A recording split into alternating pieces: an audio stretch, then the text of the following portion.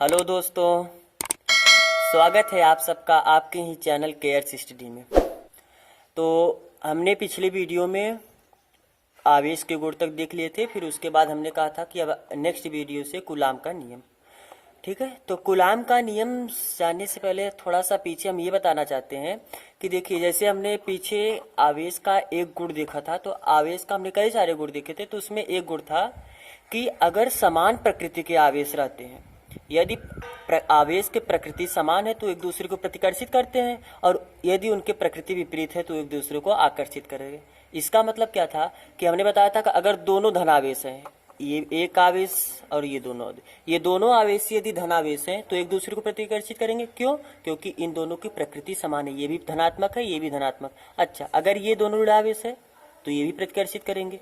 एक धनावेश है, एक ऋण आवेश है, तो ये एक दूसरे को क्या करेंगे? आकर्षित करेंगे।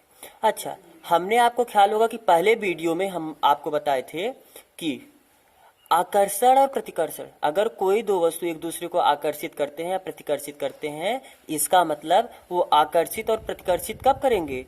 जब वो एक दूसरे पर बल लगाएंगे।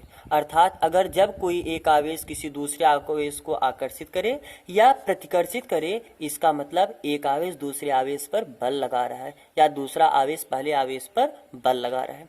तो कूलाम का नियम, ये छोड़िए, तो कूलाम का नियम आपका किसके लिए है? इसी के लिए है कि दो आवेशों के बीच में कितना बल लगता है। हम तो ये जान गए कि आवेश है, उसके बीच में बल लगेगा। अब वो बल चाहे जैसा हो, चाहे आकर्षण वाला बल हो या प्रतिकर्षण वाला बल हो, बल लगेगा। लेकिन कितना बल लगेगा ये हमको कौन बताता है? कूलाम का नियम। तो आइए समझते हैं कि कूलाम का नियम क्या है। तो कूलाम का नियम देखिए, कूलाम का नियम ये कहता है कि मान लीजिए कोई एक आवेश, जैसे एक आवेश Q1 है और एक आवेश क्या है? Q2 है। एक आवेश Q1 है और एक आवेश Q2 है। ये एक दूसरे से r मीटर की दूरी पर रखे हुए हैं। एक आवेश Q1, एक आवेश Q2 और ये एक दूसरे से r मीटर की दूरी पर रखे गए। हो सकता है अब ये धनात्मक आवेश हो, ये ऋणात्मक आवेश हो, ये धनात्मक हो, ये ऋणात्मक हो, दोनों धनात्मक हो, दोनों ऋणात्मक हो, वो तो अलग की बात है, हम वो समझ लेंगे। लेकिन इनके बीच में बल कितना लगेगा? तो इन दोनों आवेशों के बीच में बल तो लगेगा, और ये जो बल लगेगा ये इन दोनों आवेशों के गुणनफल के अनुक्रमानुपाती। अर्थात एक आवेश Q1 है, एक आवेश Q2 है, तो इसका जब हम गुणनफल करेंगे तो Q1 इंटू Q2 को क्या होगा? अनुक्रमानुपाती। अर्थात यदि जितना ज्यादा ये रहेगा उतना ज्यादा उसके बीच में बल लगेगा। अच्छा, फिर ये तो हुआ, और इसके बाद कूलाम का नियम पहला बात तो ये कहता है कि इन दोनों आवेशों के बीच में लगने वाला बल दोनों आवेशों के गुणनफल के अनुक्रमानुपाती होगा। दूसरा बात कूलाम का नियम ये कहता है कि इनके बीच की दूरी के वर्ग के व्युत्क्रमानुपाती होता है।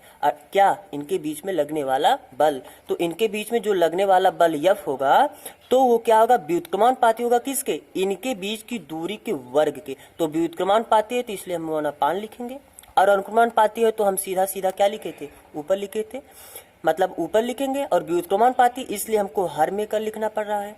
तो अगर आप ये दोनों नियम फिर समझ लीजिए कि पहला बात कूलाम का नियम ये कहता है कि किन्हीं दो आवेशों के बीच में लगने वाला बल दोनों आवेशों के गुणनफल के अनुक्रमानुपाती होता है, और उन दोनों आवेशों के बीच की दूरी के वर्ग मतलब स्क्वायर के व्युत्क्रमानुपाती होता है। यदि आप मान लीजिए पहला इक्वेशन हो गया और ये दूसरा हो गया, इन दोनों को आप मिला दीजिए, equation number 1 and equation number 2 से, तो F प्रोपोर्शनल तो किसके हो गया? Q1 Q2 अपान R स्क्वायर।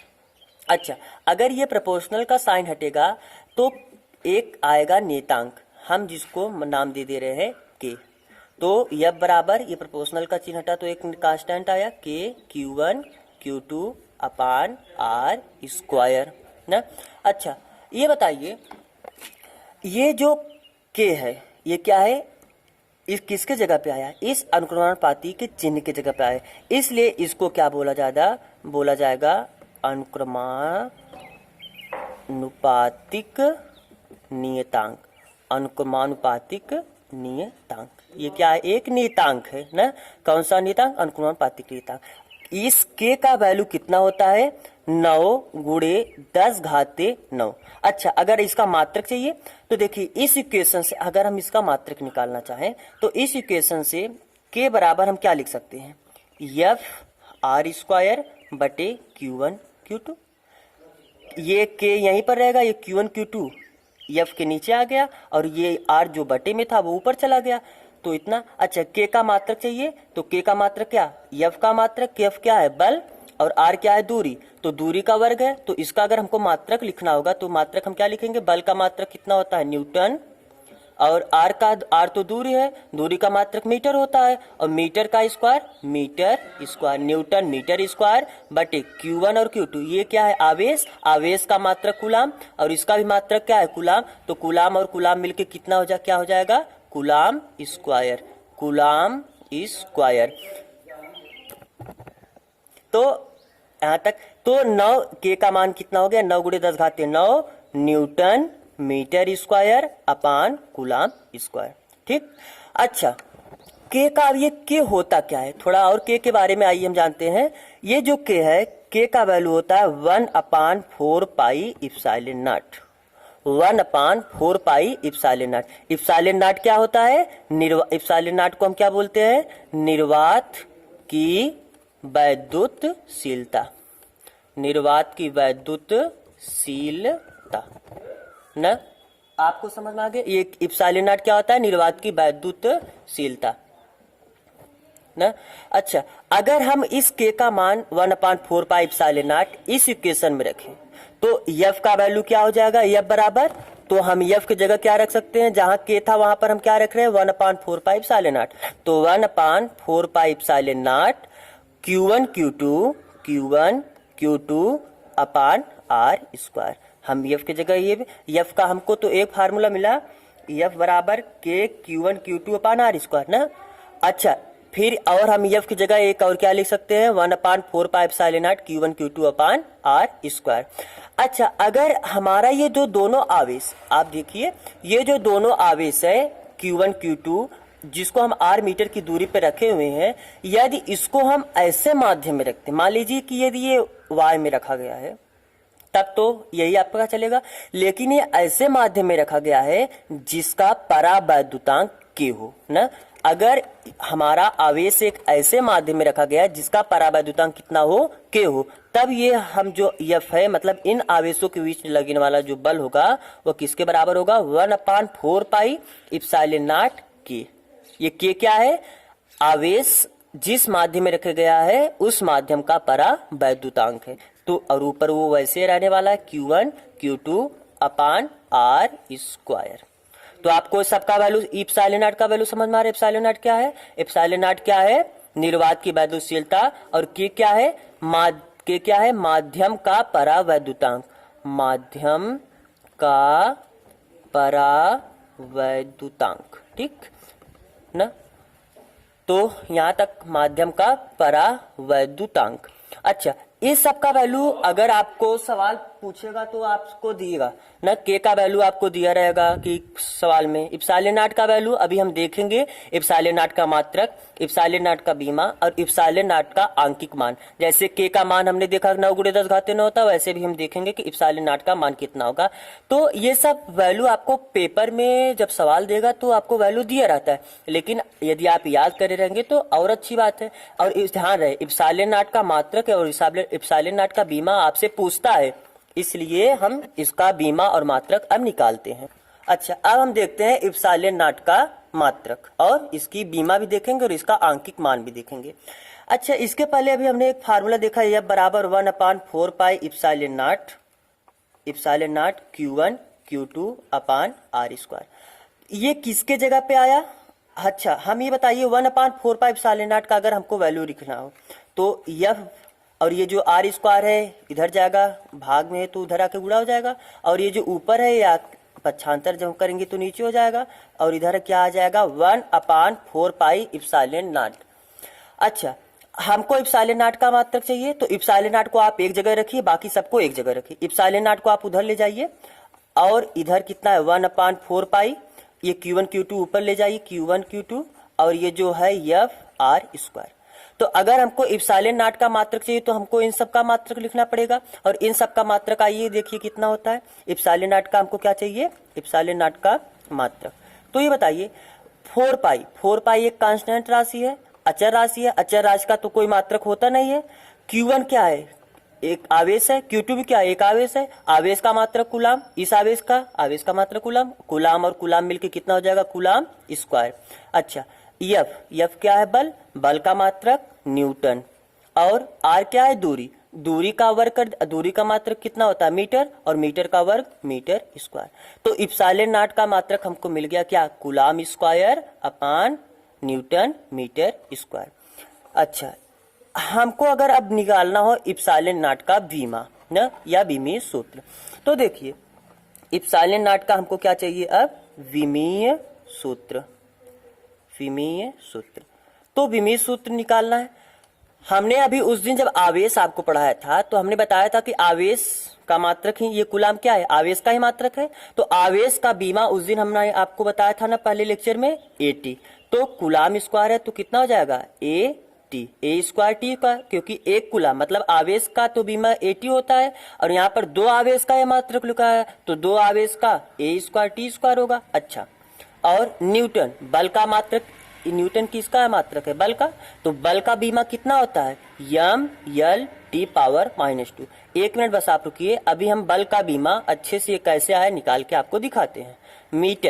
मीटर ये बड़े कोष्टक में लिखा जाता है ना, उस दिन आपको बताए थे। अच्छा, मीटर ये किसका मात्रक है, दूरी का, और हमने आपको बताया था कि दूरी का मात्रक क्या होता है, दूरी का विमीय सूत्र क्या होता है, यल। तो यहाँ पर यम दूरी का स्क्वायर है, इसका मतलब यल का स्क्वायर। तो आप इसको थोड़ा और सरल करिए, ऊपर कितना हुआ, A स्क्वायर टी स्क्वायर, और नीचे कितना है, यम, एक यम है, यल 2 यहाँ पर है, और इसका कोई घात नहीं मतलब इसका घात 1, तो मिलके कितना हो गया, यल का घात 3 और t का पावर -2। और आप इसको और सरल करिए, मतलब ये जो नीचे उसको आप ऊपर ले जाइए, तो यम का पावर कुछ नहीं मतलब 1 है, तो जब आप इसको ऊपर ले जाएंगे तो यम का पावर -1 हुआ। यल का पावर यहाँ पर 3 है, ऊपर ले जाएंगे तो यल का पावर -3 हो जाएगा। t का पावर -2 है, यहाँ पर t का पावर 2 है, जब आप इसको ऊपर ले जाएंगे -2 है, ऊपर जाके +2 हो गया, और 2 और प्लस ये 2 मिलके कितना हो जाएगा, 4, तो t का पावर 4। अच्छा, a बचा, a का a स्क्वायर। तो आपका ये क्या हो गया, इप्सिलॉन नॉट का विमीय सूत्र। इप्सिलॉन नॉट का विमीय सूत्र कितना आया, M⁻⁻1 L⁻−3 T⁻4 A का स्क्वायर। अच्छा, आइए थोड़ा सा हम देख लेते हैं कि ये जो न्यूटन मतलब ये जो बल था, बल का विमीय सूत्र हमने M/L(T)⁻2 कैसे रख दिया।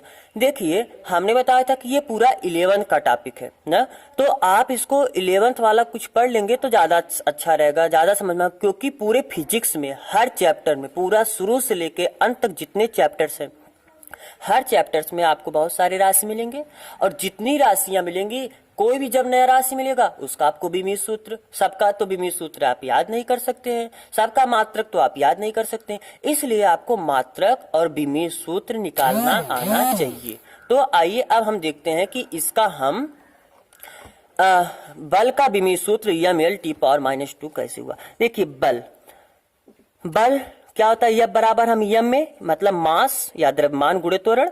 अच्छा, त्वरण का फार्मूला आप सबको ख्याल हो तो त्वरण क्या होता है, वेग परिवर्तन के समय दर को ही त्वरण कहते हैं, इसका मतलब V/T, यही तो हुआ त्वरण। अच्छा, V ये तो द्रव्यमान है, V क्या होता है, वेग क्या होता है, विस्थापन में समय परिवर्तन की दर को हम क्या कहते हैं, वेग कहते हैं। तो मतलब इसको हम विस्थापन बटे समय लिख सकते हैं, और नीचे तो एक t और से है, ये हमने D/T मतलब दूरी विस्थापन बटे समय किसके जगह, v के जगह पे लिखा, t एक और है तो इसका मतलब t और t मिलकर कितना हो जाएगा, t का स्क्वायर हो जाएगा। तो ये बताइए यम, अगर हमको ये तो बल का फार्मूला आया M/D/T², अगर हमको बल का बीमा चाहिए, अगर हमको बल की बीमा चाहिए, इसका मतलब मास द्रव्यमान की बीमा, और द्रव्यमान का बीमा कितना होता है, यम। अच्छा, और ये क्या है, डी मतलब दूरी का बीमा कितना होता है, यल। समय का बीमा क्या होता है, टी, और टी का पावर 2, और जब इसको आप ऊपर ले जाएंगे टी का पावर -2 हो जाएगा। तो M/L टी का पावर -2 यहाँ से आया। देखिए आप, हम यही तो लिखे थे M/L टी का पावर -2। तो हमें जहां तक उम्मीद है आपको ये इप्सिलॉन नॉट का मात्रक और विमीय सूत्र आपको समझ में आ गया होगा।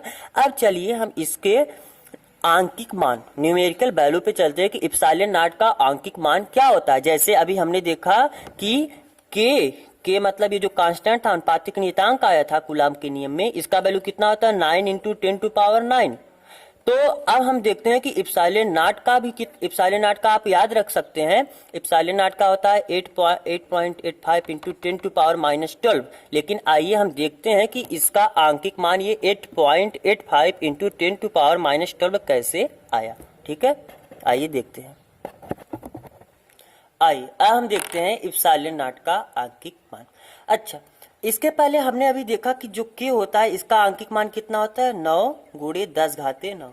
और इसका अगर आपको मात्रक निकालना हो के का, तो आप सीधा कर सकते हैं ना, यह बराबर कितना है के Q1 Q2/r² होता है। तो के का मान चाहिए तो r² ऊपर जाएगा, Q1 Q2 नीचे आ जाएगा। तो न्यूटन मीटर स्क्वायर अपान coulomb square, newton metre square प्रति कूलाम स्क्वायर।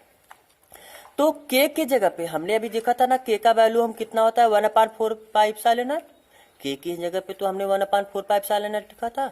इसका वैल्यू कितना होगा 9 × 10⁻9 न्यूटन मीटर स्क्वायर प्रति कूलाम स्क्वायर। अच्छा, चूंकि हमको इप्सिलॉन नॉट का वैल्यू चाहिए तो इप्सिलॉन नॉट आप एक जगह रखिए, इप्सिलॉन नॉट को आप उधर ले जाइए और इसको 1/4 पाई तो है ही, और 9 × 10⁻9 इधर आ जाएगा, 9 × 10⁻9, और इप्सिलॉन नॉट आपका किधर चला जाएगा ऊपर। अच्छा, अगर इसको भी आप मात्रक भी ले आइए, मात्रक भी लेकर आइए, तो यहाँ पर हम लिख देना इसी के नीचे न्यूटन मीटर स्क्वायर प्रति coulomb square, newton metre square प्रति। तो इप्सिलॉन नॉट का अगर आपको मान चाहिए तो 1/4 पाई क्या होता है 22/7, या आप इसको 3.14 भी लिख सकते हैं ना, 3.14। और ये कितना है 9 × 10⁻9। अच्छा, ये कूलाम स्क्वायर जो है तो ऊपर चला जाएगा और नीचे क्या बचेगा न्यूटन मीटर स्क्वायर। तो आप इप्सिलॉन नॉट जब इस पूरे वैल्यू को मतलब 4 में 3.14 का गुणा करेंगे, फिर जो आएगा उसमें 9 का गुणा करेंगे, फिर इस सब को सरल करेंगे, तब आपका आएगा 8.85 × 10⁻12 कूलाम स्क्वायर प्रति न्यूटन मीटर स्क्वायर। तो आपका इप्सिलॉन नॉट का ये आंकिक मान है। अच्छा, आप इसे याद कर सकते हैं, और याद ना करेंगे, देखिए जैसे जब आप न्यूमेरिकल लगाने बैठेंगे तो आपको इसकी जरूरत पड़ेगी, तो आपको बार बार हो सकता है कि पीछे देखना पड़े, लेकिन पेपर में तो दिया रहेगा, कोई बात नहीं। लेकिन पेपर में भी देखिए, मान लीजिए बोर्ड का पेपर देंगे तो उसमें टाइम रहता है, लेकिन कंपटीशन का पेपर देंगे तो आपको दिया तो रहेगा, लेकिन यदि आप पीछे रफ्तार पे ये सवाल लगा रहे होंगे, जब इसका जरूरत पड़ेगा तो आप फिर से पेज पलटेंगे, आगे आएंगे और वहां पर देखेंगे मान, तब जाके पीछे रखेंगे। कंपटीशन में जानते हैं टाइम का बहुत इंपॉर्टेंट होता है, तो यदि आपको याद रहेगा तो अच्छी बात है, नहीं याद रहे बोर्ड लेवल पे काम चल जाएगा। ठीक है, तो हमने इतना देखा। अच्छा, हम कुछ क्वेश्चंस देखते हैं कूलाम के नियम पे। देखिए कूलाम के नियम पे बहुत अच्छा क्वेश्चन बनता है। जैसे कुछ कैसा क्वेश्चन बन सकता है, थोड़ा आइए देखते हैं। एक इस तरीके का क्वेश्चन बनता है कि मान लीजिए जैसे एक आवेश यहाँ पर रखा गया है, एक आवेश यहाँ पर रखा गया है। ठीक है, ये दो आवेश रखा गया है, इसके बीच में हम एक आवेश कहाँ पर रख दें, इसके बीच की आपको दूरी भी दिया रहेगा। एक आवेश ये दिया रहेगा 5 कूलाम का आवेश यहाँ पर है, 9 कूलाम का आवेश यहाँ पर, कुछ भी दे सकता है। इसके बीच की आपको दूरी दिया रहेगा। आपसे पूछ लेगा कि इसके बीच में हम कहाँ आवेश रखें, या ये 5 कूलाम का है, 3 कूलाम का, -2 कूलाम का, कुछ भी देख के कितने इससे कितने दूरी पर रखें या इससे कितने दूरी पर रखें, ताकि इसका नेट बल शून्य रहे। मतलब इस पर जो नेट बल लगता है वो उसका वह संतुलन में रहे, या ये जो आवेश रहे वो संतुलन में रहे। तो आवेश का संतुलन में रहने का मतलब इस पर जो नेट बल लगेगा वो शून्य होगा। अच्छा, और क्वेश्चन ऐसे पूछेगा कि मान लीजिए 2 कूलाम का एक आवेश है, इससे 5 मीटर की दूरी पर अगर 3 कूलाम का हम कोई आवेश रख दे, बताइए इस पर बल कितना लगेगा। ऐसा भी पूछ सकता है आपको। देखिए एक ऐसे त्रिभुज बना के देगा ना, एक आवेश यहाँ पर, एक आवेश यहाँ पर है, एक आवेश यहाँ पर है। ठीक है, तीनों एक आवेश, तो आपसे पूछे बताइए इस आवेश पर नेट बल कितना लगेगा। तो इस आवेश पर इसके कारण बल लगेगा, इसके कारण बल लगेगा। अच्छा, वो नेट बल आपसे पूछना चाह रहा है। फिर एक सवाल ऐसे बनता है, चतुर्भुज दे देगा, वर्ग दे देगा, आय दे देगा, चारों कोने पे आवेश रख देगा, पूछ देगा इस आवेश पे या इस आवेश पे, इस आवेश पे, इस आवेश, किसी भी एक आवेश पर नेट बल की गणना कीजिए, परिणामी बल की गणना कीजिए। तो आपको इस पर जैसे मान लीजिए पूछिए तो इसके कारण बल, इसके कारण बल, इसके कारण बल, तो थोड़ा सदिश वेक्टर कक्षा 11 में जो पढ़े रहेंगे अच्छे से उन्हीं को ये सवाल आएगा। तो हम जब न्यूमेरिकल करवाएंगे, न्यूमेरिकल का पार्ट लेंगे, तो उसमें हम आपको ये चारों प्रकार का सवाल और अच्छे अच्छे जो सवाल बन सकता है कि मान लीजिए एक आवेश यहाँ पर रखा गया है, एक आवेश यहाँ पर रखा गया है, इन दोनों आवेशों पर लगने वाले बल का अनुपात क्या होगा, और अच्छे अच्छे जो सवाल बनते हैं न्यूमेरिकल पार्ट में करेंगे। लेकिन हम कुछ सवाल कल के ही पार्ट में करेंगे, कल ही कुछ न्यूमेरिकल हम करेंगे। तो आगे आज के लिए बस इतना ही। कल हम इसका थोड़ा बहुत न्यूमेरिकल देख लेंगे, और जो अच्छा न्यूमेरिकल रहेगा वो जब पूरे चैप्टर का न्यूमेरिकल करेंगे तो उसमें देखेंगे। ठीक है, यदि आपको हमारा ये वीडियो अच्छा लगा हो। अच्छा, एक बात और, आपको जहां पर हो सकता है ना समझ में आया हो, या हमारे वीडियो में जो प्रॉब्लम है वो प्रॉब्लम आप कमेंट में बताइए। आपको जहां पर ना समझ में आप टाइम लिख के बताइए, हम जरूर उसका रिप्लाई करेंगे। आपका जो प्रॉब्लम है वो हम जरूर वो जरूर हम हल करेंगे। ठीक है, तो आपको जो प्रॉब्लम है कमेंट सेक्शन में आप जरूर बताइए। आपको वीडियो में जो प्रॉब्लम लग रहा है वो प्रॉब्लम्स आप बताइए। और वीडियो को, यदि आपको ये वीडियो अच्छा लगा हो तो प्लीज़ लाइक, शेयर और हमारे चैनल को सब्सक्राइब करिए, अपने फ्रेंड्स के साथ शेयर करिए। ठीक है, आज के लिए बस इतना ही। धन्यवाद।